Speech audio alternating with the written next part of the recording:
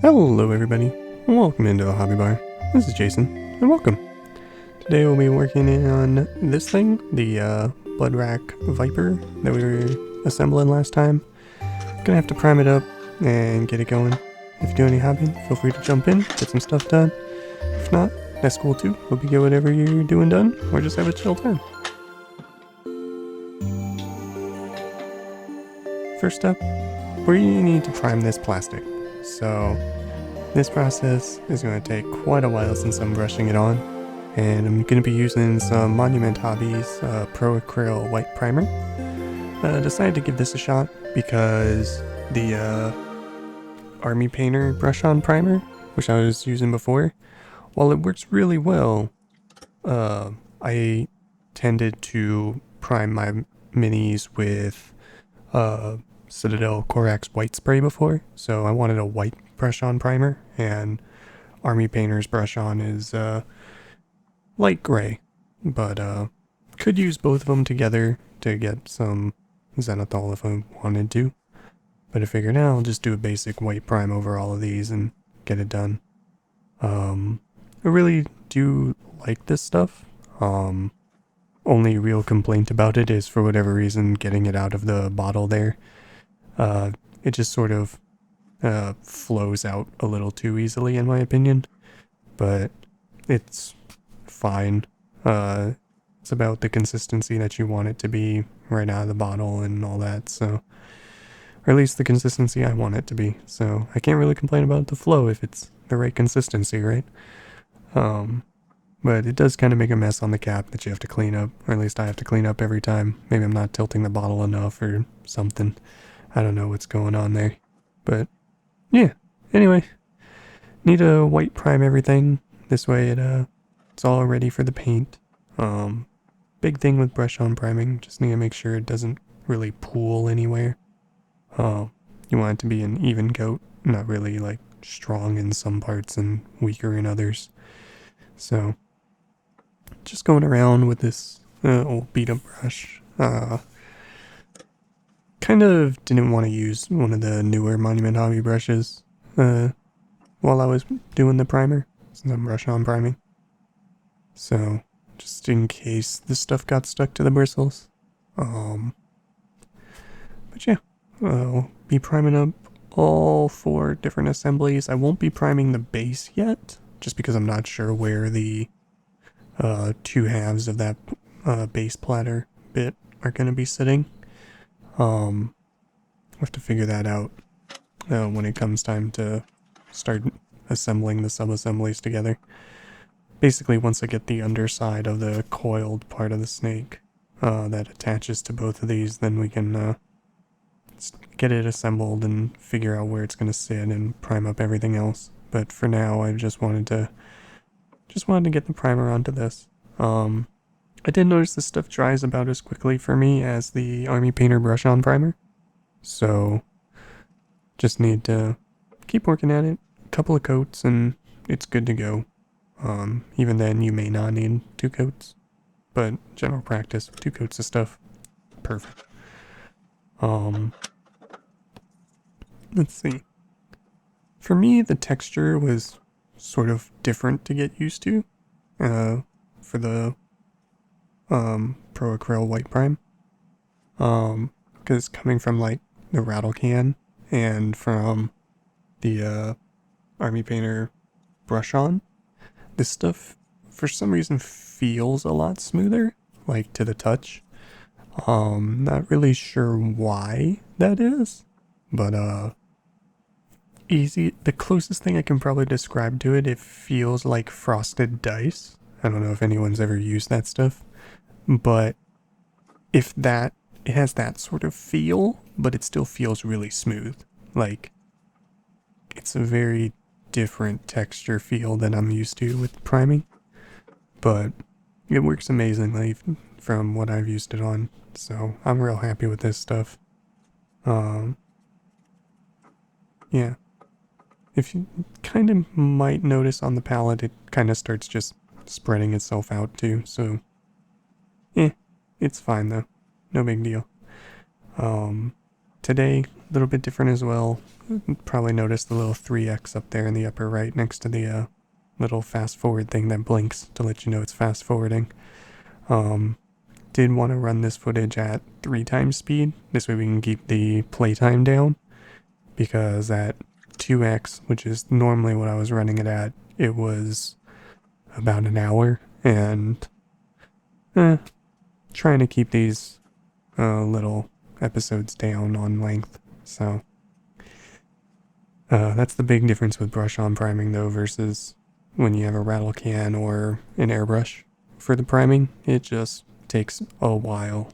For bigger figures like this, it is a noticeably longer amount of time. For smaller figures, yeah, there's a big difference, but at least you're not trying to prime as much space. It's sort of like painting a tank versus airbrushing a tank for a figure. It's just a time thing.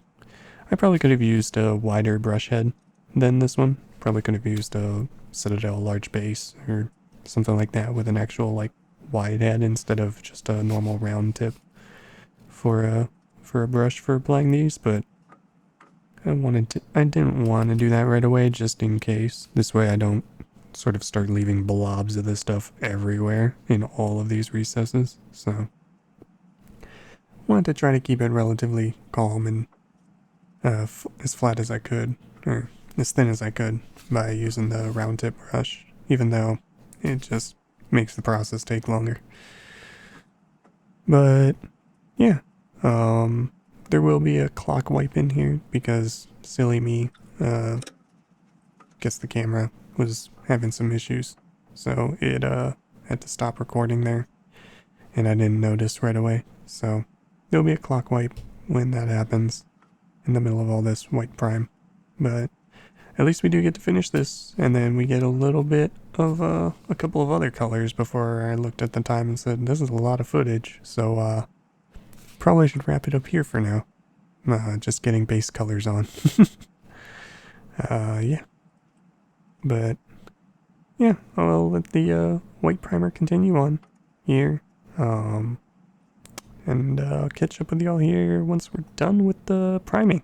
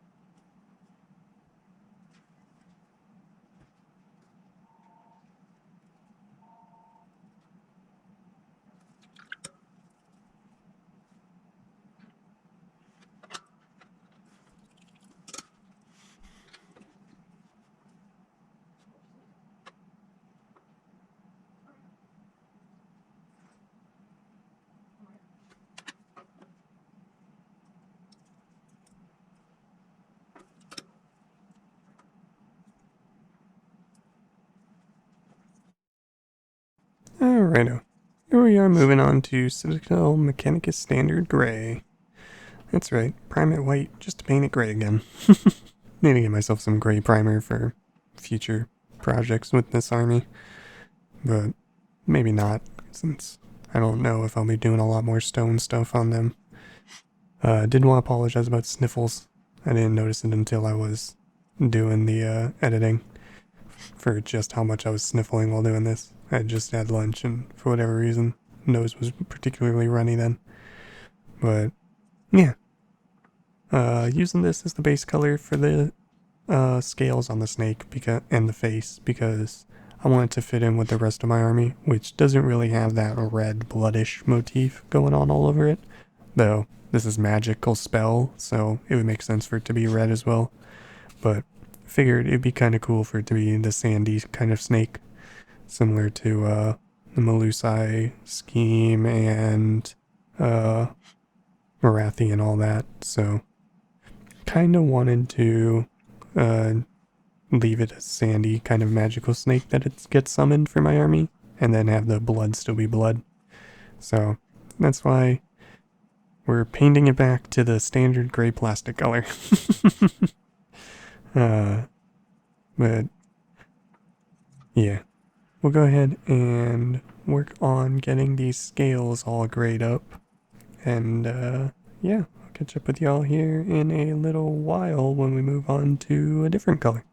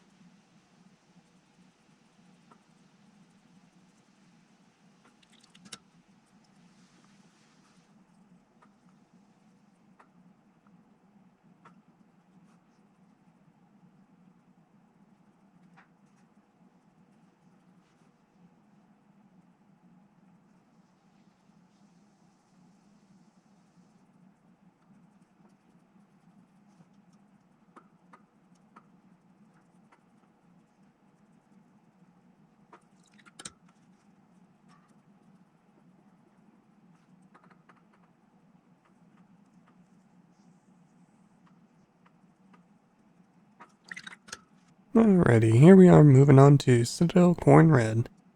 I got a new Khorne Red pot just because the other one was on its last legs and dying. But need to come in here, get the inside of the mouth red.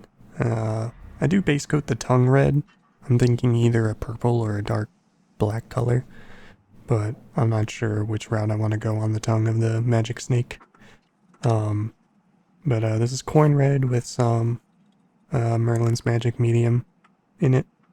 Just because I seem to have better luck with the Magic Medium than Lamian Medium when it comes to working with Citadel paints.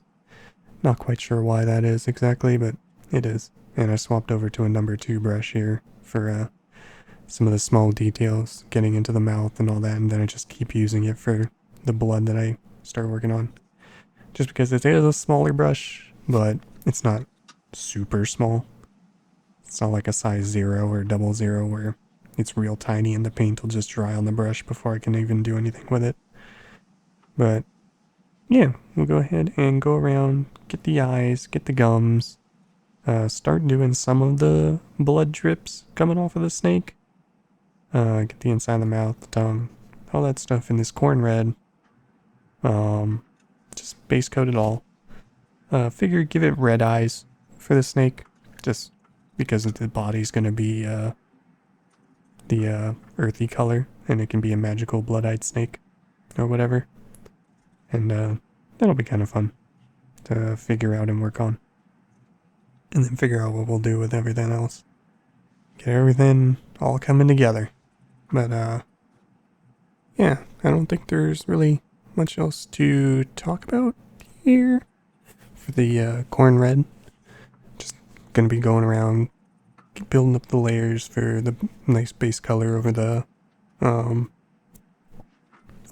white Pro Prime.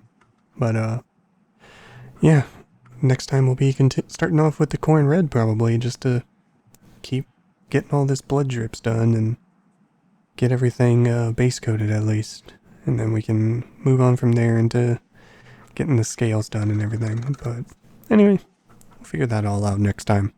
For now, we'll just continue painting this one, get this little bit done that's on the palette used up for the Khorne Red. This one, not really wasting any of it or any of it sitting around until next time I paint. And I'll catch up with you all here in a bit for the last call.